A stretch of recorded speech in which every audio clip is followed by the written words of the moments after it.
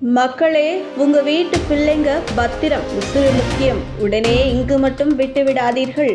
2020 ஆண்டை நம்மால் என்றுமே மறக்க முடியாது. ஏனென்றால் கோடை காலத்தில் கிடைக்கின்ற ஒரு மாத விடுமுறையை தாண்டி கிட்டத்தட்ட ஒரு வருடமே நமக்கு மொத்த விடுமுறையாக கிடைத்தது. ஆனால் என்ன வருத்தம், அந்த விடுமுறையில் வீட்டை விட்டு வேறு எங்கும் செல்ல முடியாத நிலை ஏற்பட்டிருந்தது. அதாவது கொரோனா காலத்தில் இருமல் தும்மல் மூலமாக மற்றவருக்கு எளிதில் அந்த வைரஸ் பரவி பல உயிர்களை பறித்தது. இருப்பினும் அந்த காலகட்டத்தில் அரசு மிக சீரிய முறையில் செயலாற்றி உடனடியாக ஊரடங்கு அறிவித்து அனைவரையும் வீட்டில் உள்ளே இருக்கும்படி உத்தரவிட்டு பாதிக்கப்பட்ட அனைவருக்கும் உரிய மருத்துவ வசதிகளையும் செய்து கொடுத்து வந்தது. இது ஊரடங்கு காலம் அறிவிக்கப்பட்ட காலத்தில் ஆரம்பத்தில் அனைவருக்கும் குஷியாகவும், இனி வேலைக்கு செல்ல வேண்டியதில்லை, ஸ்கூலுக்கு செல்ல வேண்டியதில்லை, ஹோம்ஒர்க் செய்ய வேண்டியது இல்லை என்ற ஒரு ஆட்டத்தில் இருந்தாலும் நாட்கள் செல்ல செல்ல அந்த விடுமுறையே பலரையும் அதிகம் மன உளைச்சலுக்கு ஆக்கியது.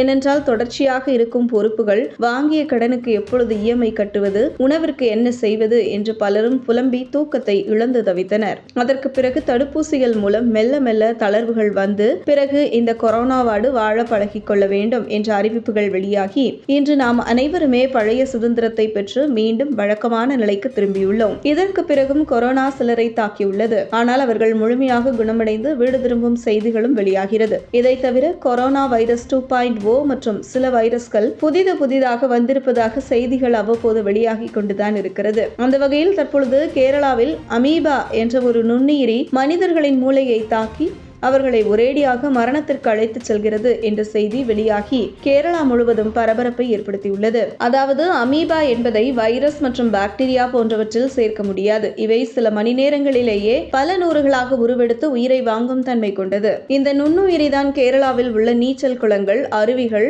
நீர் தேக்கங்கள் போன்ற நீர் சம்பந்தப்பட்ட இடங்களில் பரவி உள்ளது என்றும், இவற்றில் குளிப்பதற்காக செல்பவர்களின் மூக்கு வழியாக உடம்பிற்குள் நுழைந்து நேரடியாக நரம்பு மண்டலத்தை தாக்கி காய்ச்சல், தலைவலி, இறுகிய கழுத்து மற்றும் குமட்டல் போன்ற அறிகுறியை ஏற்படுத்துகிறது. இதற்கு பிறகு அமீபா தாக்கப்பட்ட மனிதர் கோமாவிற்கு செல்லப்பட்டு பிறகு உயிரிழக்க நேரிடுகிறது. இந்த நுண்ணுயிரியால் கேரளாவில் 4 பேர் இதுவரை பாதிக்கப்பட்டுள்ளனர். இவர்களில் 3 பேர் இறந்துள்ளதாகவும், இந்த அமீபா தாக்கப்பட்ட 4 பேருமே 16 வயதுக்கு உட்பட்டவர்கள் என்பதும் குறிப்பிடத்தக்கது. அது மட்டுமின்றி இந்த அமீபா ஒருமுறை உடலுக்குள் சென்றுவிட்டால் அவர்கள் பிழைப்பதே மிகவும் சிரமம் என்றும், இதற்கு எந்தவித மருந்தும் இல்லை என்றும் கூறப்படுகிறது.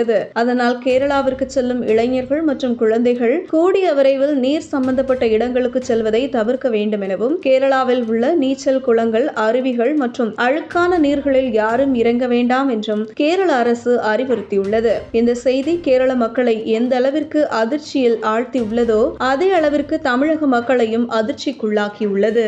இதுபோன்ற முக்கிய நிகழ்வுகள், அரசியல் தகவல்களை ஆழமாக மாறுபட்ட கோணத்திலும் அறிந்து கொள்ள மறக்காமல் பாரத் மெயில் 24 பக்கத்தை பின்பற்றிக் கொள்ளுங்கள். உங்கள் ஒவ்வொரு ஆதரவும் இதுபோன்ற பல நிகழ்வுகளின் பின்னணியை அறிய உதவும்.